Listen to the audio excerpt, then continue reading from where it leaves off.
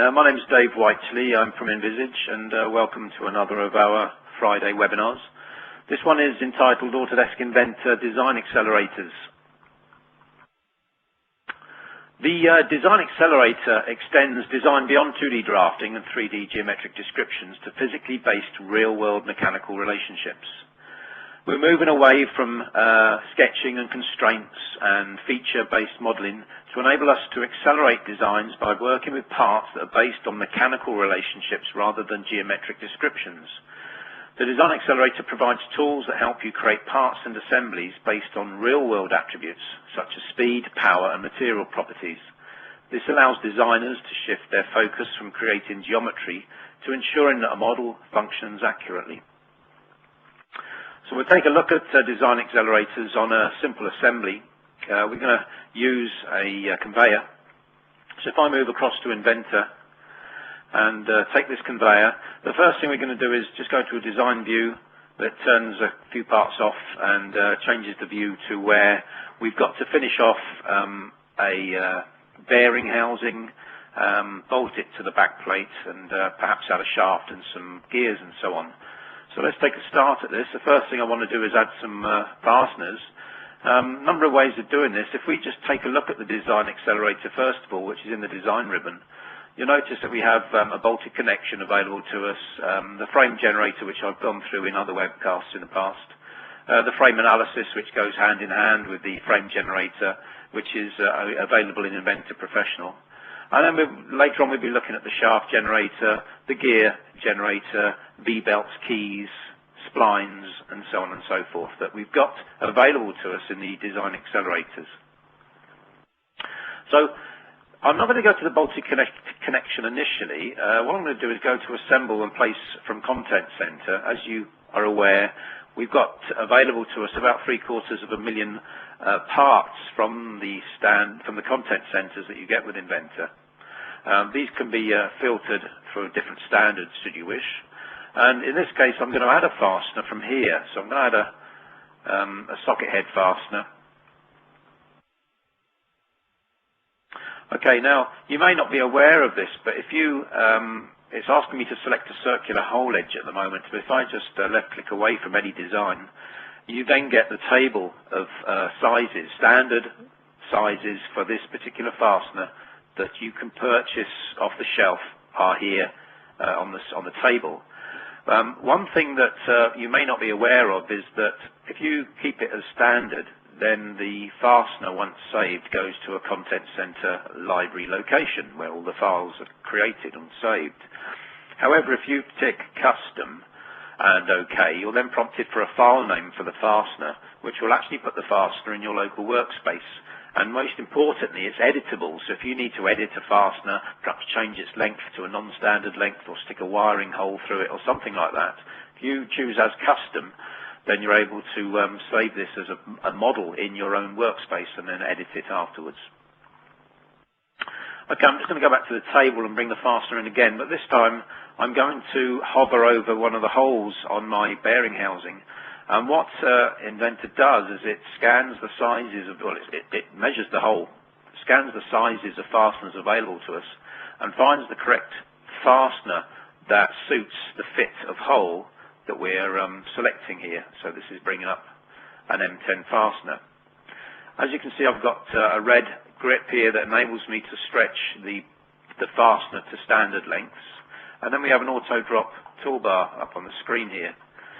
Now normally, if you were just auto dropping, you just leave it at that and select it and accept and carry on and add washers and nuts afterwards. But you may not know that we can also run the bolted connection from this. So now that we've got our fastener sized, if we go to the bolted connection button on the auto drop toolbar, it actually brings the bolted connection up to for us. So if I just choose the termination face on the back plate and tell it to follow a pattern, because there is a hole on the other side of the bearing housing that can accept this fastener. Now when they say follow pattern, in earlier releases it was genuinely a pattern of holes that you arrayed in the model. But now if it finds holes of the same size on the same face or co-planar faces, it assumes that they're a pattern as well. So they don't have to have been created using the pattern command. Right, let's add a washer and a captive nut to the other side of the back plate. So we'll just add a washer and another fastener. We'll just add a captive nut. And if you wish, and if you're in an environment where you're using the same type of fastener all the time, if you expand the dialog box, you can then actually add a predefined bolted connection to your templates library here, which is held on the Inventor machine, and then you can get to that at any time in the future and populate your fasteners in this column here to save you a heck of a lot of time having to choose them from a list every time. So that's my bolted connection added. We're not finished here really. Most of the design accelerator functions actually have a calculation command with them as well. So if we go into the calculator here, we can then perhaps add some forces axially and tangentially to this bolted connection. I'm going to keep it at a safety factor of 2 at the moment. Click on calculate and it'll just run some routine based on the material and the material strength and the number of fasteners and the thread diameter and so on, and give us results such as, for instance, the stress, maximum force, thread pressure and so on. If I then decide let's go up to a safety factor of 4 and calculate, then we get some red results coming up showing us that actually the required safety factor to the strength of the fastener that we've got on the table is actually 3.75. So if I was wanting to work at a safety factor of 4, I'm going to have to change something on this bolt design. Other things in here, for instance, you can go to thread friction factor, and you haven't got to know what the value is. You can actually look it up and say, right, okay, well, this is galvanized, non-lubricated, it's steel to steel, non-lubricated, and so on, and it puts all the relevant friction factors in as well to enable us to get a more accurate result. With all of these, you can click on the notepad button at the top right-hand corner, and it will produce results for you in an Internet Explorer page. Okay, so we click on OK on that. That'll add our fastened fasteners to our bearing housing. Same sort of thing now. We're going to place some content center and use autodrop, and we're just going to put some shaft parts in. So we'll put some ball bearings in. Let's have a look. And just by selecting an edge on the housing, it then chooses the correct fastener or range of fasteners for the housing. We can accept that. Just turn it around a little bit, and we'll put an internal circlip in. Again, auto drop in from the content center. Just select an internal edge. If it can't find it, it will tell you. If the standard's not available at that size, it will actually tell you that it can't find it. Okay, so let's just hide the back plate. I will go ahead and put a shaft inside this bearing. So in the design ribbon, we just go to the shaft generator. The shaft generator, as you can see on the screen, shows me a preview of the last shaft I've created. It's broken up into sections, so I can actually go to the different sections of my cylinder, of my shaft, and add extra sections should I wish. And I can populate it with chamfers and fillets at either end. I can populate it with things like keyways and through holes and grooves.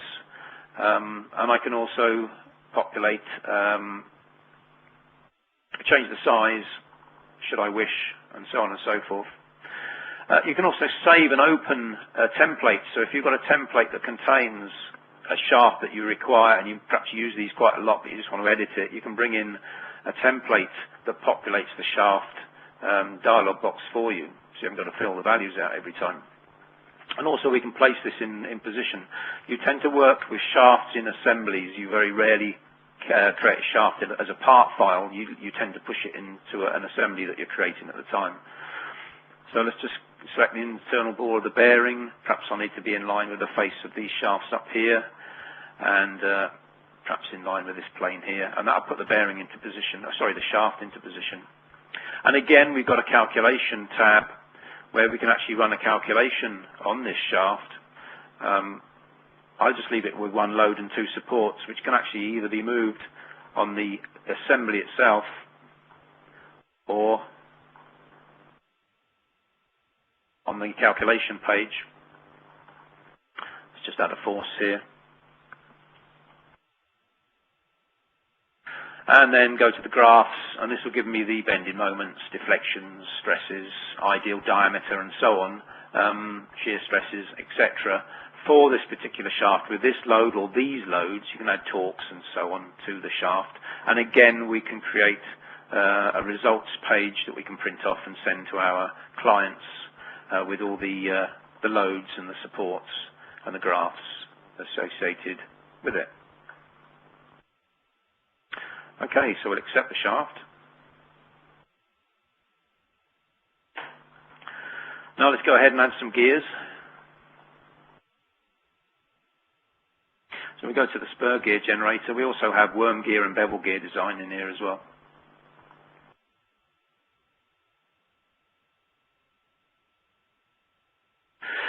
Okay, so we choose the module, the pressure angle, the face width of the gears that we want, and then we literally select cylindrical faces and faces that we're going to put our gear up against. And then the other component I'll put in line with this gear here. And again, we've got calculations that we can run should we wish, and produce the gears on our design.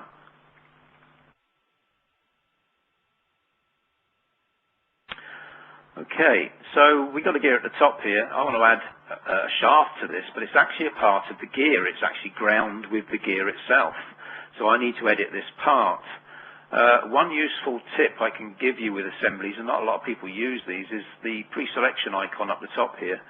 I can, instead of double-clicking on this and trying to get down the assembly tree into this part, if I just go to select part priority, I can actually then select the part from the assembly and edit that straight away, as opposed to going down into the nested parts in my assembly.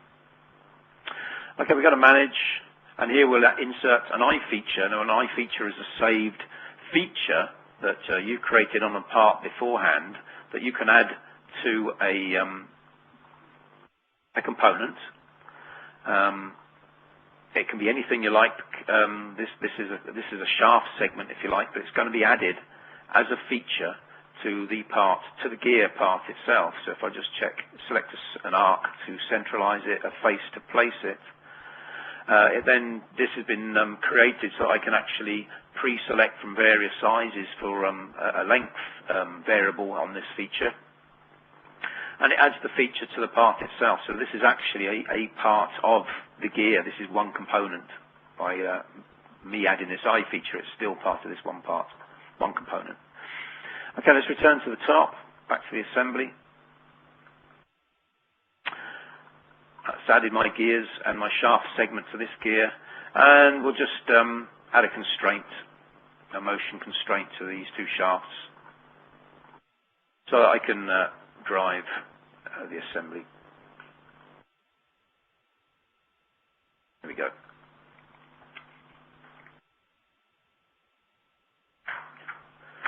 Okay, so let's put the back plate back on again. And we'll have a look at some belt drive. So again, in the design ribbon, we've got V-belts. We've also got synchronous belts and roller chains. I'm going to add a V-belt to this. Now, not only do we add a V-belt, but we also add the pulleys as well. So first of all, you choose what V-belt design you want. And then you choose a plane where the V-belt or the center of the pulley is going to be, which can be offset here should you wish. I've got 3 pulleys set up already. 2 need to be centralized onto a shaft, so I'll just do that now. I can choose the size of pulley I want as well. And then the third option, I'm actually going to align it with a plane so that the pulley itself will move in line with the central axis of my shaft. And as you can see, as I move this pulley, it's coming up with selected or the pre-arranged lengths that are available for me for this particular belt. So all the sizes as I move this pulley, come up here, and this aligns itself so that these are using standard belt lengths. So we'll leave it at that. As you can see, it's not quite centralized with the shaft assembly yet, but if I just accept that, I can then go ahead and constrain the shaft to the pulley, and that'll pull up the shaft assembly in line with that pulley so that the belt is the correct length. Okay, so we have a problem here in the fact that I've got a pulley and a shaft, but the pulley has got no bore or key in it. There's no keyway, no splines, whichever way we're going to attach this. So in this case, I'm actually going to go to the key generator. And with the key generator, we select, first of all, the standard of key that we want to use. And we decide whether we're actually going to insert a key, insert the shaft groove, and also insert a hub groove. You don't have to insert all of these. If this was just a shaft that I wanted to add a keyway to, then I would deselect the hub groove, for instance. So let's go ahead and select the cylindrical face on the shaft, the front face on the shaft. That shows us a preview of the key. The key is available from pre-selected sizes against this standard. Then the hub groove, we just need a face and a circle to centralize it. And if I just turn this around, you can see that I can actually move the key into position accurately, or just by eye, should I wish, and then click on OK. That will then create the cutout for the key. It will add the key and also the cutout in the pulley as well at the same time. Now up here, this shaft already had a key on it, but of course I've now got a pulley attached, and again the pulley needs to be ground out to accept the key. So if I go and find the key that I've added already and edit it, again we can just choose what size key we want, but this time I'm going to tell it that I want to insert the hub groove. So if I now select a face on the pulley, circular edge, put the key into position, OK on that, that will now cut out the groove for me in the pulley to accept the key. And likewise I can do the same on the other side. The tip I give you is if you're editing anything that's created with the Design Accelerator, always edit using the Design Accelerator and always delete using the Design Accelerator. Don't try and dig down into the assembly and do work on parts within that Design Accelerator. Always use the Accelerator command itself. To finish off on this, some of you may have noticed that when I added this gear, I just put it as a gear on this shaft. We need to do some work on this shaft as well. So in this instance, I'm going to add, I'm just going to drag and drop an external circlip. Select the circular edge for the inside of the slot for the circlip, the groove, I beg your pardon. That'll add the circlip. And in this case, back to the design assistance, the design accelerators, I'm going to go to the splines and choose involute splines. I choose the stand of the spline I want, and then as soon as I select the outer cylinder of the shaft, it will then give me options of different sizes of splines. Let's just pick the front of the, there we are, get a preview now. It gives us a preview of the splines that are going to be cut.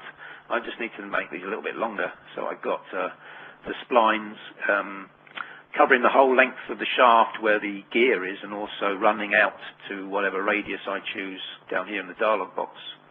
I'm also asking for for grooves to be, of the splines to be added to the hub groove as well, i.e. the gear. So if I just select the front face of the gear and the circular edge to centralize it, OK on that, that then goes ahead and adds the involute splines to the shaft and the gear for me. OK, so that's the assembly finished. One last thing that I want to run through is the fact that, OK, we have the frame generator, which again is in another one of our webcasts, which are on YouTube. But we can also run a beam and column calculator. So if I go ahead and select this beam here, and because it's non-standard, I'm just going to put some sizes in. It's not quite exactly the cross-section I'm working with, but it'll give me an idea, and I can always do some further analysis on this later. So put the correct sizes in of the beam. Once I've done that, and I go to beam calculation, I have the ability to move my supports and add extra supports, should I wish. Any loads that I've got on this beam, and this can be a single load or a distributed load, and then just put my force in, and then go to the beam graphs, and this will then run calculations on this particular beam and give me the bending moments, the bending angle, deflection, stress, shear stress, and so on and so forth on this beam. And again, we can produce a result page that we can send off to our client. Together with the calculations that you're supplied with the engineer's handbook within Inventor to prove the calculations to whoever you're supplying this calculation to. So that finishes this particular webcast. Thank you very much for attending. Have a good weekend. And if anybody wants to contact me, these are my contact details. There is another webcast next week, all the way up to Christmas, and we're doing